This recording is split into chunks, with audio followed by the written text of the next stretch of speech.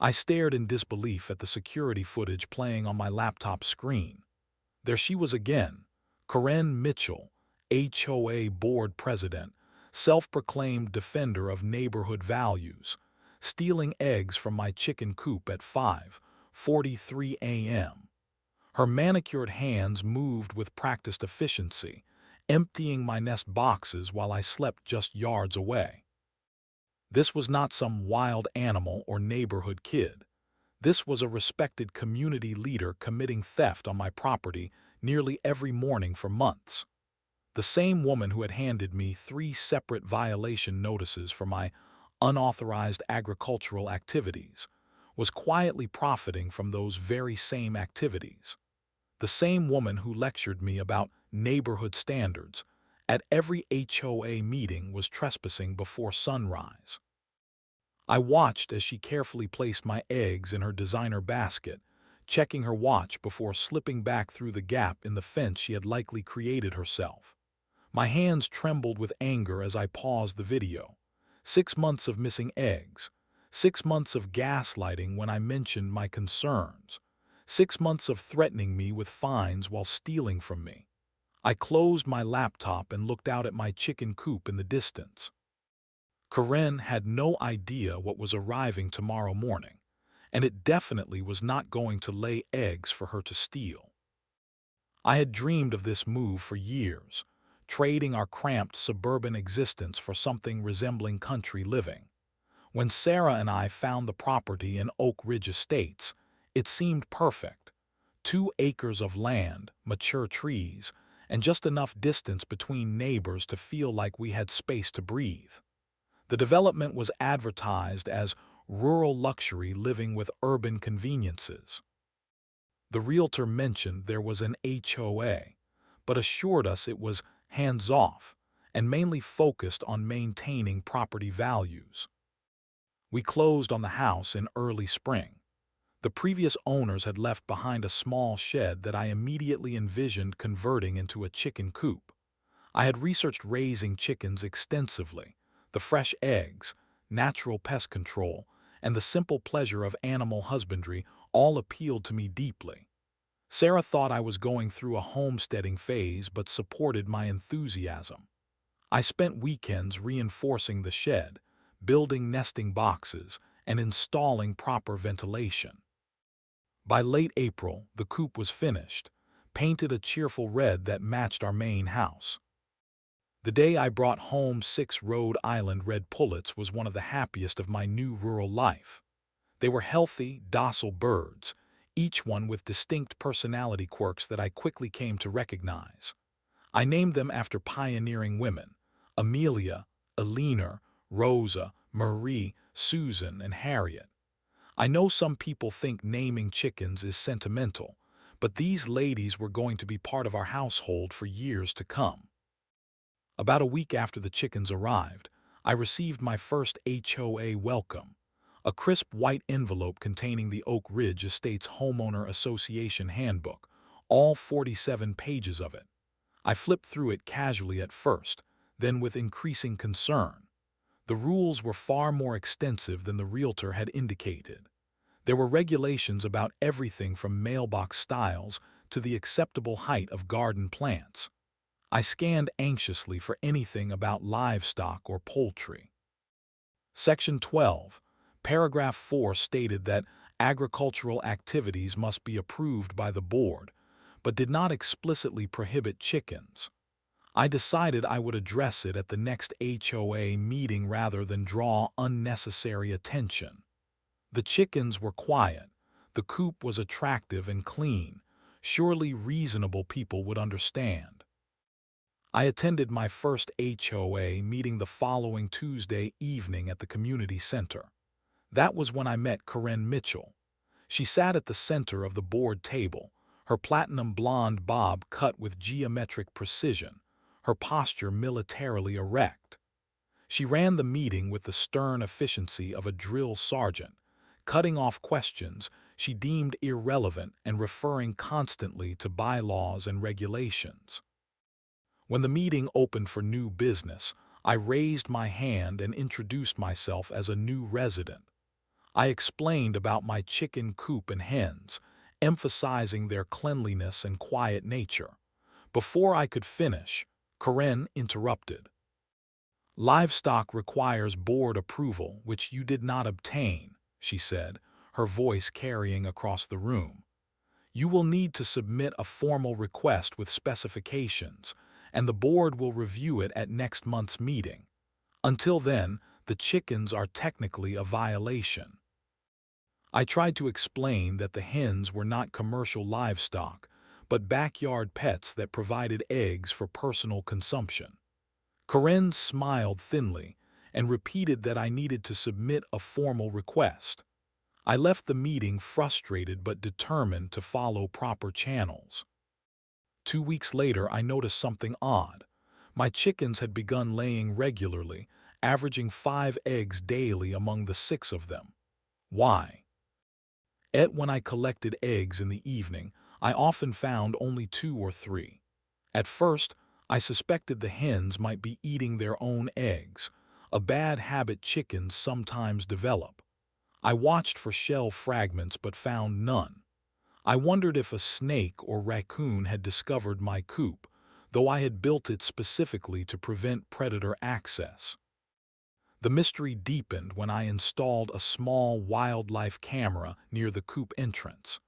If some animal was stealing my eggs, I wanted to know what I was dealing with. I never expected the footage would reveal a predator of an entirely different species. The first morning after installing the wildlife camera, I awoke early and headed straight to check the footage.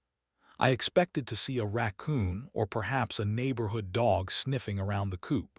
Instead, I watched with growing disbelief as a human figure approached my chicken coop at 5:17 a.m. The camera's infrared feature made the image clear despite the pre-dawn darkness. The figure moved with purpose, clearly familiar with the property layout. When they turned slightly toward the camera, I nearly dropped my coffee mug. It was Karen Mitchell. Our HOA president was trespassing on my property before sunrise. I watched as she quietly opened the coop door, reached into each nesting box, and carefully placed eggs into a small basket she carried. She worked efficiently, checking her watch twice during the 4-minute visit. Before leaving, she made sure everything looked undisturbed, then slipped away through a small gap between my fence and the neighbor's property. I could not believe what I was seeing. I immediately checked the camera settings to confirm the date and time were accurate.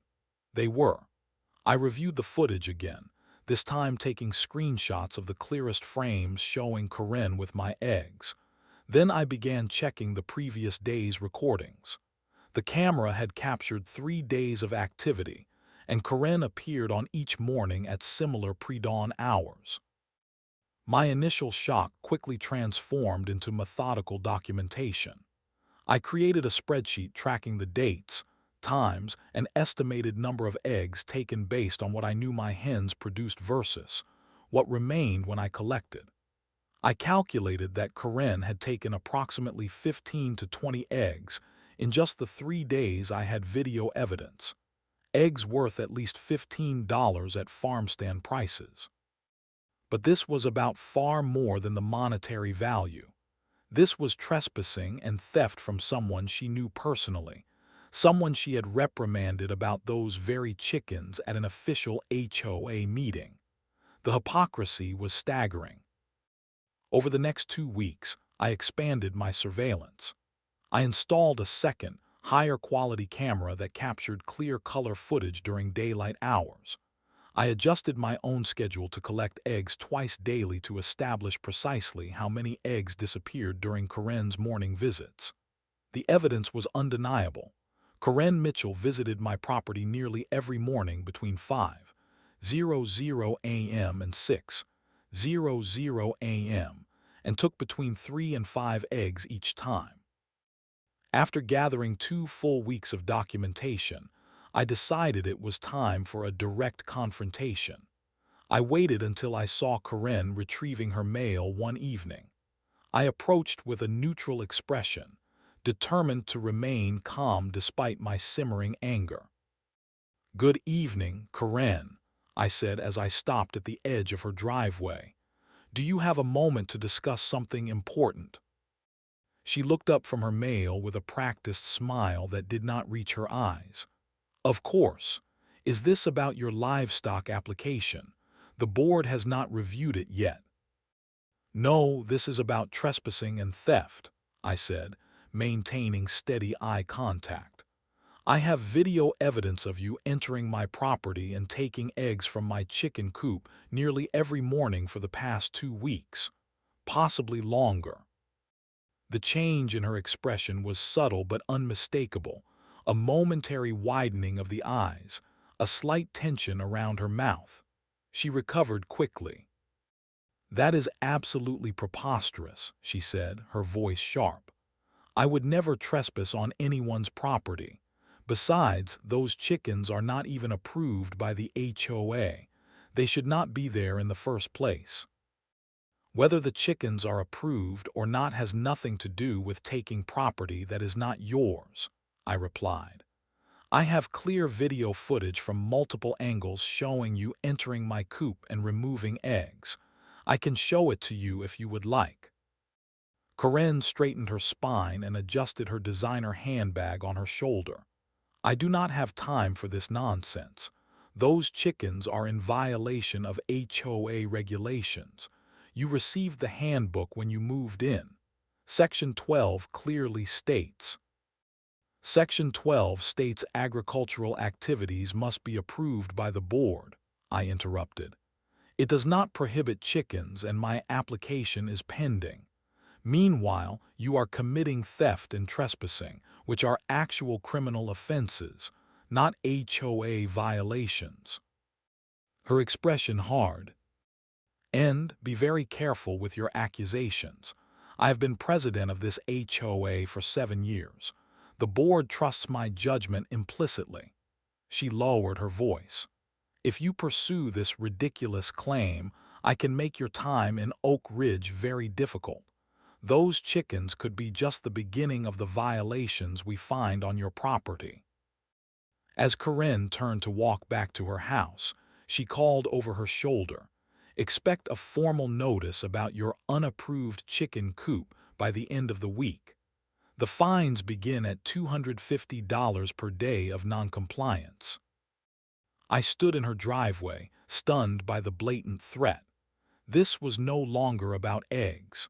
Corinne Mitchell had declared war, and I needed reinforcements. The confrontation with Corinne left me shaken, but more determined than ever to protect my property and my rights. The next morning, I took a personal day from work and drove to the county administration building. I needed to understand exactly what legal ground I stood on before things escalated further. The county clerk seemed accustomed to HOA disputes. When I explained my situation, leaving out the egg theft temporarily, she directed me to the zoning department. There, I discovered something significant. My property, along with the entire Oak Ridge Estates development, was zoned R2 agricultural residential. This zoning explicitly permitted small livestock, including poultry, with reasonable limitations on quantity and housing conditions. I requested printed copies of the zoning regulations and property classification documents. The zoning officer explained that HOAs could impose additional restrictions, but could not override county health and safety regulations. Moreover, she confirmed that my 6 hens fell well within acceptable limits for our property size.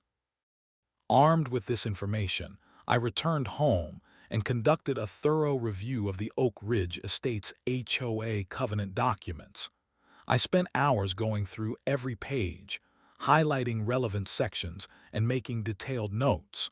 What I found was revealing. While the HOA rules required board approval for agricultural activities, they contained no specific prohibition against keeping chickens. The rules focused primarily on noise, odor, and visual appearance, none of which were issues with my meticulously maintained coop and quiet hens. More importantly, I discovered something Karen had conveniently omitted. According to the bylaws, any HOA rule changes or major enforcement actions required a majority vote from the full board, not unilateral decisions from the president. This meant Karen's threats about immediate fines were likely procedurally invalid. The next step was to test the waters with neighbors. I started with Tom and Ellen Richards next door, who had always been friendly. Over coffee on their patio, I carefully described the situation, including Karen's early morning egg theft. Ellen seemed unsurprised. Karen has been selectively enforcing rules for years, she revealed. Last summer, she cited us for our vegetable garden being 2 feet taller than regulation, but the Hendersons have an 8-foot trellis system that never gets mentioned because they give Karen fresh tomatoes. Tom nodded grimly. She does not go after everyone equally. We have noticed patterns. She focuses on new residents and people who question her authority at meetings. This conversation led to others. I spoke with 6 more households over the next few days. Each had their own Karen story: arbitrary fence violations, disputed mailbox colors, unevenly enforced holiday decoration rules. One family had been fined for a bird feeder identical to one Karen herself had in her backyard. By the end of the week, we had formed what we jokingly called the Oak Ridge Fairness Coalition. 8 households committed to documenting HOA inconsistencies and supporting each other through the bureaucratic maze. Several neighbors expressed particular outrage about the egg theft, seeing it as a symbol of Karen's hypocrisy and abuse of power. James Wilson, a retired attorney 3 doors down, offered invaluable guidance. "Document everything," he advised during our informal gathering in his living room. "Times, dates, specifics of each interaction. Get everything in writing whenever possible. And when you communicate with the HOA, always copy multiple board members, not just Karen." We developed a multi-pronged strategy. First, I would continue gathering evidence of the egg theft while simultaneously pursuing proper HOA approval for my chickens. Second, our group would research previous HOA decisions to establish patterns of selective enforcement. Third, we would identify potential allies on the current HOA board who might be willing to address Karen's overreach. During this time, I also installed additional security cameras with better resolution and wider coverage. James reviewed my evidence collection methods to ensure everything would be admissible if legal action became necessary. Why he explained that while the monetary value of stolen eggs was small, the pattern of trespassing and theft could have serious legal implications. Small claims court would be an option, he explained, but often just the threat of legal exposure is enough to change behavior. HOA board members can be personally liable if they knowingly allow or participate in illegal activities in their official capacity. One neighbor, Melissa Chang, worked as a veterinary technician and offered to provide documentation about the health and welfare standards of my chicken keeping practices. "If they try to claim this is a health concern, we will have professional documentation to the contrary," she said. By the end of 2 weeks, our coalition had compiled a comprehensive dossier on Karen's selective enforcement patterns and my chicken situation specifically. We had identified 2 potentially sympathetic board members who had previously voted against Karen on other issues. Most importantly, we had formed a united front against the arbitrary exercise of HOA power. What none of us expected was the discovery that Robert Kim made while researching local farmers' markets. "You are not going to believe this," he told me over the phone. I think I know where your eggs have been going. Robert's discovery demanded immediate investigation. The following Saturday morning, I drove to the Summit County Farmers Market located about 15 miles from our neighborhood. Robert met me in the parking lot, his expression confirming this was not a wild goose chase. She has been here every Saturday for at least the past 3 months, he explained as we walked toward the vendor stalls. Always in the same spot, always with the same products. We approached casually, pretending to browse nearby vegetable displays. There, behind a professionally printed banner reading Mitchell Family Farm, All Natural Products, sat Corinne. Her table displayed homemade soaps, honey, and prominently featured cartons of brown eggs labeled pasture-raised, with a $7.50 price tag. I hung back, using my phone camera to discreetly document the scene while Robert engaged her in conversation about the eggs. He asked innocent questions about her flock, feeding practices, and production levels. Corinne spoke confidently about her hens and their special diet that produced such superior eggs. She claimed to have 20 laying hens on her family farmstead. The audacity was breathtaking. Corinne Mitchell, who lived on a standard quarter-acre lot in our subdivision, was selling my stolen eggs as premium farm products at nearly 4 times grocery store prices. Based on the quantity displayed and Robert's observation about her regular attendance, she was likely making several $100s monthly from this operation, all from stolen property. After gathering sufficient photos and video, we left without confronting her. This was too valuable as evidence to risk alerting her to our investigation. On the drive home, Robert and I calculated that if Corinne took an average of 4 eggs daily and sold them at $7.50 per dozen, she was making approximately $75 weekly from my chickens alone. Over the months since my hens began laying, that amounted to nearly $2,000 in illicit profit. This discovery shifted my approach significantly. What had begun as a neighborhood dispute now involved consumer fraud. Corinne was not only stealing from me, but also deceiving market customers about the source and nature of her products. I expanded my evidence collection efforts. I installed additional security cameras covering all approaches to my property, upgraded to higher resolution equipment, and adjusted motion detection settings to ensure nothing was missed. I set up automatic cloud backup of all footage to prevent any potential loss of evidence. Each morning, I documented the number of eggs collected legitimately versus the number likely taken by Corinne. I photographed nest boxes before and after her visits when possible.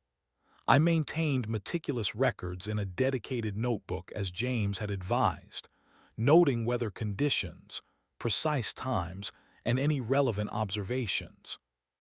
During this period, I received the formal HOA violation notice Corinne had threatened. It cited unauthorized agricultural activities and demanded removal of the chickens within 14 days or daily fines would begin accruing.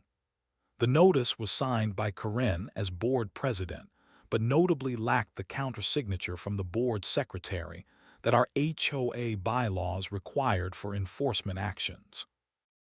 I prepared a formal response, attaching the county zoning documents confirming poultry was permitted on my property. I requested a formal hearing before the full board as was my right under the bylaws. Most importantly, I sent this response not just to Corinne, but to every board member, carefully maintaining a professional, non-accusatory tone while firmly asserting my position. 2 board members responded privately, expressing confusion about the situation. Neither had been consulted about enforcement action against my property. This confirmed our suspicion that Corinne often acted unilaterally despite bylaw requirements for board votes on such matters. Meanwhile, our neighborhood coalition continued gathering evidence of selective enforcement. Melissa documented 7 properties with unpermitted structures similar to my chicken coop that had never received violations. James cataloged inconsistent application of fence regulations across the development. Tom and Ellen photographed various garden structures that exceeded height restrictions without consequence. The most damning evidence came when I hired a licensed private investigator for one specific task, documenting Corinne's activities at the farmer's market over multiple weekends. The investigator provided high-quality photographs and video of Corinne selling eggs, detailed notes of her conversations with customers where she explicitly claimed the eggs came from her own chickens, and receipts from purchases made at her stand. He also confirmed she had no business license on file with the county for selling agricultural products. 3 weeks into our evidence collection, I consulted with a lawyer specializing in property disputes. After reviewing my documentation, she confirmed I had strong cases on multiple fronts: trespassing, theft, HOA procedural violations, and potentially consumer fraud. She advised attempting to resolve the matter through HOA channels first, using the legal options as leverage rather than starting points. HOA disputes that reach court often become protracted and expensive, she cautioned. Your evidence is compelling. Present it clearly to the full board and give them an opportunity to address it internally before escalating. With her guidance, I prepared a comprehensive evidence package, a chronological summary of events, video footage highlights, documentation of financial damages, copies of relevant HOA bylaws and county regulations, evidence of selective enforcement, and the farmer's market documentation. Each section was clearly labeled with a summary page for quick reference. The final document ran to nearly 40 pages plus digital evidence on a USB drive. Then I formally requested an emergency meeting of the full HOA board, citing urgent matters affecting community integrity and legal liability. I sent copies of this request to every board member individually via certified mail to ensure delivery could be verified. I did not mention the specific allegations in the request letter, stating only that I would present evidence of serious bylaw violations and potentially illegal activities by a board member at the meeting. The stage was set for a confrontation I never wanted but could no longer avoid. As I sealed the last envelope, I wondered how many other homeowners had suffered silently under Corinne's reign. The emergency HOA meeting was scheduled for the following Tuesday evening. Word had spread throughout the neighborhood despite our attempts at discretion. The community center meeting room, typically occupied by only the board members and a handful of interested homeowners, was filled to capacity. Extra chairs had been brought in to accommodate the unusual attendance. Corinne sat at the center of the board table, flanked by the 4 other board members. She appeared composed, though I noticed she repeatedly straightened papers that were already aligned perfectly, a nervous tell. I arrived 10 minutes early to set up a laptop and projector for my presentation. At precisely 7:00 p.m., Corinne called the meeting to order with her customary efficiency. We are here to address concerns raised by Mr. Davis regarding alleged bylaw violations, she stated, her voice cool and professional. You have 15 minutes for your presentation, after which the board will deliberate. I thanked the board for convening the emergency session and began my carefully prepared presentation. I started with the county zoning documents establishing the legality of keeping chickens on my property, then proceeded to the HOA bylaws demonstrating that my chicken coop complied with all relevant regulations pending board approval. I highlighted the procedurally deficient violation notice I had received, lacking the required second signature and board vote. The board members listened attentively, several taking notes. Karen maintained her composed expression, though her knuckles whitened as she gripped her pen more tightly. Then I transitioned to the core issue. Beyond these procedural concerns, I must bring to the board's attention a serious, ongoing situation involving trespassing and theft on my property. I played selected video clips showing Karen entering my property in the early morning hours, taking eggs from the chicken coop, and departing through the fence gap. The room fell completely silent as multiple clear instances of the theft played on screen. I followed with a calculated summary of financial damages and documented occurrences. Furthermore, I continued, I have evidence that the stolen items are being sold commercially under false pretenses. The farmer's market photos appeared on screen. Karen behind her table of eggs, the handwritten signs claiming they were from her non-existent farm, receipts showing the prices charged. I included photos of her standard suburban lot taken from public streets, clearly showing no agricultural activity was possible there. Throughout my presentation, I maintained a factual, unemotional tone despite my internal anger. I concluded by stating, I am not here seeking punitive action. I am requesting that the board address these clear violations of HOA bylaws, property rights, and potentially state law regarding trespassing, theft, and consumer fraud. When I finished, the silence in the room was profound.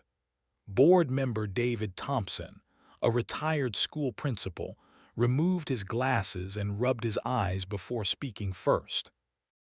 These are very serious allegations with substantial supporting evidence, he said gravely. Ms. Mitchell, would you care to respond? Karen stood, straightening her jacket. What we have just witnessed is a vindictive campaign by a homeowner who was caught violating HOA regulations and is attempting to deflect attention from his own noncompliance. These videos could easily be edited or manipulated. The timestamps cannot be verified independently. She continued, her voice gaining strength. As for the farmer's market, I sell eggs from multiple sources. Some come from my sister's farm in the next county. I never claimed all products originated on my personal property. This entire presentation represents a personal attack on my character and a desperate attempt to avoid compliance with our community standards. Board member Jennifer Williams spoke up. Mr. Davis, do you have the original video files? And would you be willing to have them examined by an independent expert if necessary?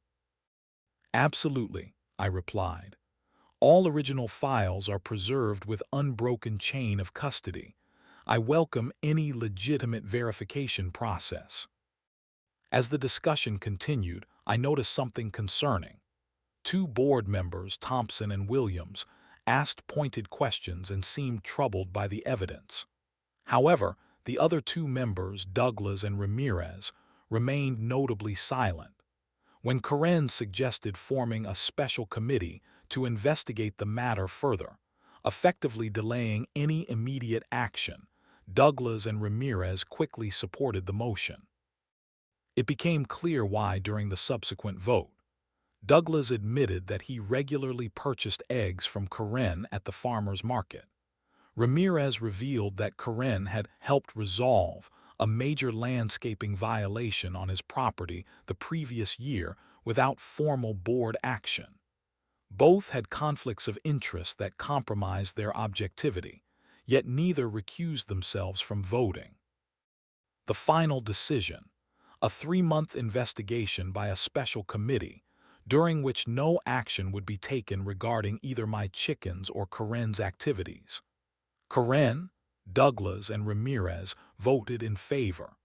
Thompson and Williams opposed, arguing for immediate temporary measures including Karen stepping down as president pending investigation results.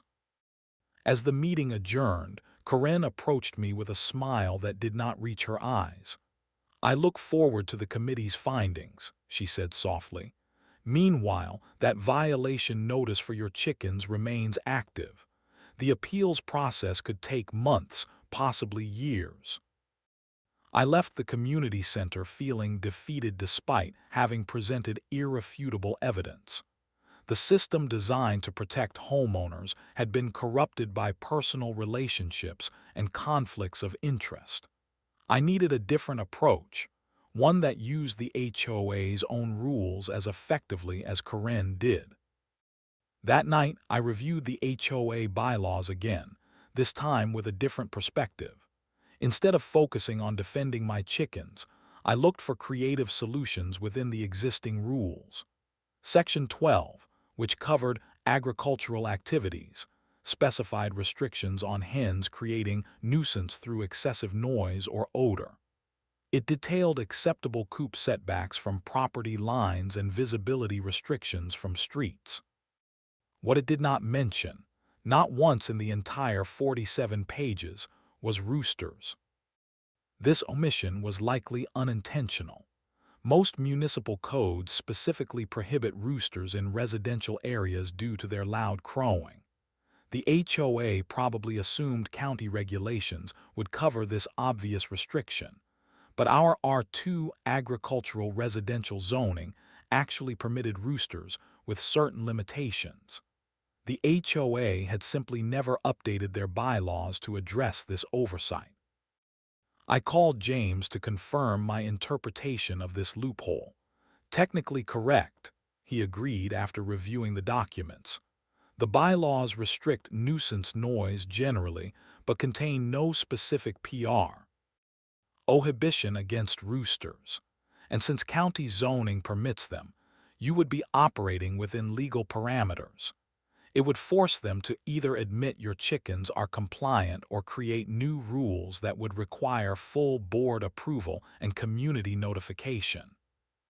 The next morning, I drove to Hillside Farm Supply in the neighboring county. The owner, Bill Henderson, was a third-generation farmer who had supplied my chicken feed for months. I explained my situation in general terms, and he nodded knowingly. "HOA troubles, huh? Not the first customer with that problem." He led me to a separate pen behind the main chicken enclosure. "If you want a rooster with personality, this is your fellow. Dominique breed, about a year old. Healthy, good protector, and man, does he have a set of lungs on him." The rooster was magnificent, glossy black and white barred feathers, proud red comb, and alert yellow eyes that tracked our movement. Bill demonstrated the rooster's crow, which was impressively robust. "He starts about 30 minutes before sunrise, like clockwork. Some days he goes all day, especially if he sees anything unusual near his hens." I purchased the rooster, whom I immediately named Justice, along with supplies for a separate roosting area. Bill helped secure Justice in a travel crate and loaded him into my truck. On the drive home, I formulated my plan for maximum effectiveness. Instead of placing Justice in the main coop with the hens, I built him a separate deluxe coop near the property line that adjoined Corinne's yard. I positioned it precisely according to HOA setback requirements, exactly 8 feet from the property line, just as the bylaws stipulated. The coop faced directly toward Corinne's master bedroom window, which I knew from neighborhood gatherings was where she slept. I took meticulous care in construction, ensuring the coop exceeded all HOA standards for appearance and maintenance. I painted it the exact shade of beige approved for exterior structures, added decorative elements that matched my main house, and installed professional landscaping around it. If Corinne wanted to complain about aesthetics, she would find no ammunition. Justice settled into his new home quickly. I introduced him to the hens in a supervised setting, establishing his place in the flock hierarchy while maintaining his separate sleeping quarters. He proved to be everything Bill had promised: proud, protective, and possessed of a crow that could likely be heard 3 blocks away. The first morning after Justice's arrival, I set my alarm for 4:30 a.m., approximately 15 minutes before Corinne typically arrived for her egg theft. I positioned myself at my kitchen window with coffee and camera in hand, ready to document what promised to be an interesting encounter. Sure enough, at 5:12 a.m., Justice began his morning announcement. The powerful cock-a-doodle-doo shattered the pre-dawn silence. He crowed again 20 seconds later than again, establishing a rhythm that would continue well into the morning hours. Through my camera zoom lens, I could see lights coming on in Corinne's bedroom. At 5:37 a.m., right on schedule, Corinne appeared at the fence line, basket in hand, using her established route to my chicken coop. She froze when Justice spotted her and issued a particularly vigorous crow, followed by aggressive posturing with his hackles raised. Corinne stepped back, clearly startled by the new addition to my flock. Justice, interpreting her presence as a threat to his hens, charged toward the fence, wings spread and neck feathers erect. Though he could not physically reach Corinne, his aggressive display and continued loud crowing clearly unnerved her. She retreated quickly, abandoning her egg-gathering mission for the first time in months. By 7:00 a.m., Justice had crowed at least 40 times. At 7:45 a.m., my doorbell rang. Corinne stood on my porch, her normally perfect hair uncombed, dark circles visible beneath her eyes. "That rooster is unacceptable," she stated without preamble. "It woke up the entire neighborhood. You need to remove it immediately." I maintained a puzzled expression. The rooster complies with all HOA regulations. Section 12 covers agricultural activities and specifies requirements for setbacks and visual screening, which I have exceeded. There is no prohibition against roosters in our bylaws. "It is clearly a noise nuisance," she insisted. The bylaws define nuisance noise as that which occurs during quiet hours between 10:00 p.m. and 6:00 a.m., I replied calmly. Justice begins crowing right around 5:30 a.m., but his primary crowing period is after 6:00 a.m., which complies with HOA regulations. Corinne's face flushed with anger. "This is deliberate harassment." "Not at all," I responded. "Justice serves an important security function for the hens. He helps protect them from predators that might try to steal eggs or harm them." I paused meaningfully. "He is especially vigilant against intruders." During the early morning hours, Corinne understood my implication immediately. Her eyes narrowed. "The special committee will hear about this development." "I look forward to discussing justice at the next meeting," I said pleasantly. "Meanwhile, I have noticed that egg production has returned to normal levels recently. No more mysterious disappearances. Justice must be doing his job effectively." As Corinne stormed away, I knew this was merely the opening move in the next phase of our conflict. But for the first time since discovering her theft, I felt I had reclaimed some control over the situation. Justice continued his morning concerts for the next week, and my egg collection returned to the expected 6 per day. Corinne had not returned to steal eggs, though I occasionally spotted her taking photographs of Justice from her property. The neighborhood reactions were mixed but largely favorable. Several neighbors commented on the charming country atmosphere the occasional crowing created.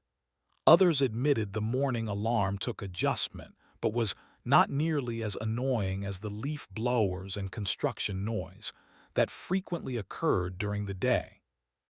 Most importantly, our Oak Ridge Fairness Coalition members understood exactly what justice represented: a creative compliance approach that used Karen's own rulebook tactics against her. Karen's counterattack began 3 days after Justice's arrival. A formal complaint arrived by certified mail, citing excessive noise pollution and unauthorized livestock addition, without board approval. She had filed complaints not only with the HOA, but also with the county zoning department and animal control. A parade of official vehicles visited my property over the following week. Zoning inspectors, animal welfare officers, and even a county noise compliance technician with sophisticated measuring equipment. Each investigation concluded the same way. My Rooster setup was fully compliant with all applicable regulations. The county zoning officer confirmed that roosters were permitted on R2 agricultural residential properties. The animal welfare inspector found Justice's accommodations exemplary and exceeding minimum requirements. The noise compliance technician recorded decibel levels that, while certainly noticeable, fell within acceptable daytime limits for our zoning category. Karen's frustration became increasingly evident. She began circulating a petition among neighbors demanding emergency HOA bylaw amendments specifically prohibiting roosters. Our coalition countered with an educational campaign about responsible livestock keeping and the benefits of backyard agriculture. We organized a neighborhood brunch featuring my hen's eggs in various dishes, with Justice making a supervised appearance as the guest of honor. The community dynamic was shifting. Many residents who had previously avoided HOA conflicts began attending meetings and asking questions about procedures and selective enforcement. Attendance at monthly meetings tripled. Board members Thompson and Williams became more vocal about transparency issues. The special committee investigating my allegations found itself under community scrutiny as residents demanded regular progress reports. 6 weeks after Justice's arrival, the HOA held its quarterly general meeting. The agenda included a special vote on a proposed emergency amendment to prohibit roosters. Karen had gathered just enough signatures to force the issue before the full membership rather than just the board. The meeting room was packed beyond capacity. Karen presented her case first, showing photographs of Justice and playing audio recordings of his crowing. She spoke passionately about property values and suburban quality of life. "We did not move to Oak Ridge Estates to live on a farm," she concluded. "This rooster sets a dangerous precedent that could transform our community into a barnyard." When my turn came to speak, I did not focus on Justice. Instead, I presented the broader evidence we had gathered about selective enforcement and procedural violations. I shared testimonials from homeowners who had experienced inconsistent application of rules. Most powerfully, I displayed a simple chart showing HOA violation notices issued over the past 3 years, heavily weighted toward new residents and those who had questioned board decisions. "This is not about one rooster," I concluded. "This is about fairness, transparency, and proper governance. Before we vote on new restrictions, should we not ensure existing rules are being applied consistently and ethically?" Then, with careful timing, I introduced the evidence that had been gathering dust with the special committee. On the projector screen appeared the clearest images of Karen stealing eggs, followed by photographs of her farmer's market stand. I explained clearly that my rooster served a legitimate agricultural purpose. He protected my hens from predators, including human passers who had been stealing eggs. The room erupted. Residents who had been unaware of the theft allegations were visibly shocked.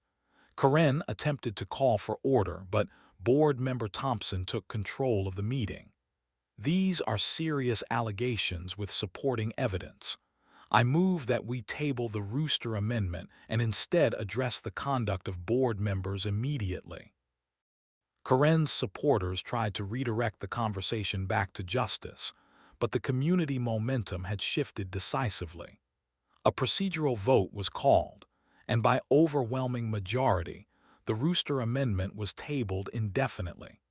Instead, a new motion was introduced to place Karen on administrative leave from the HOA board pending full investigation of the theft allegations. The vote was not unanimous but was decisive, 28 in favor, 12 opposed. Karen, her face flushed with anger and humiliation, gathered her materials and left the meeting without comment. As the door closed behind her, spontaneous applause broke out across the room. In the weeks that followed, the HOA underwent a transformation. An independent audit of procedures was commissioned.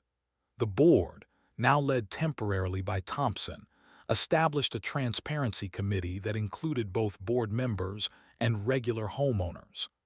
A comprehensive review of the bylaws began with the goal of clarifying vague regulations that had enabled selective enforcement.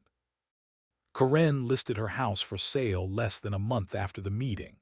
She never apologized or acknowledged her actions, but she also never returned to my chicken coop. I learned through neighborhood channels that the farmers market had banned her from selling there after receiving evidence of her misrepresented products. As for Justice, he continued his morning concerts, though I did eventually modify his coop location to be more centrally positioned on my property as a goodwill gesture to neighbors. Most residents came to see him as something of a neighborhood mascot. Children would stop by after school to feed him approved treats through the fence. Perhaps the most satisfying outcome was the amendment eventually passed regarding backyard agriculture.